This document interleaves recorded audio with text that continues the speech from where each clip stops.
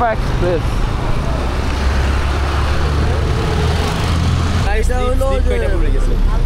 Slip কেটে পড়ে গেছে।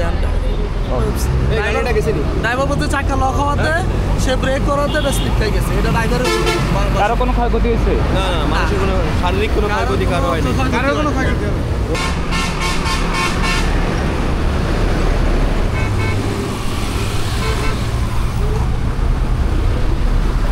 আল রাফা এক্সপ্রেস।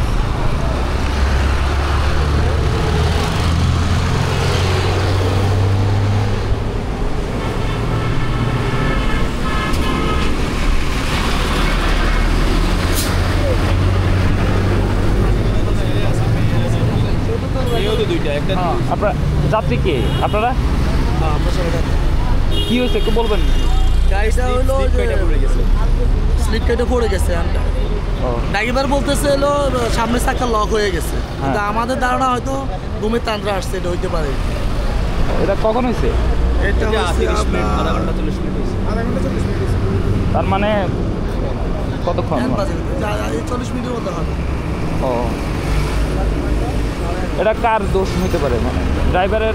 এখন আসলে সবাই তো গাড়ির মধ্যে বসে রয়েছে।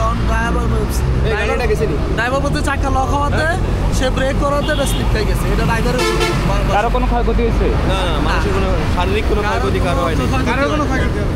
কোনো ক্ষতি হয়নি। আচ্ছা, এই দিক যাওয়া গাড়ি যাইতে লাগছিল কোথায়? এটা যাইবো হাজীগঞ্জ। হাজীগঞ্জ, হাজীগঞ্জ, চাঁদপুর হাজীগঞ্জ। ঢাকা থেকে সবাই উঠছেন না?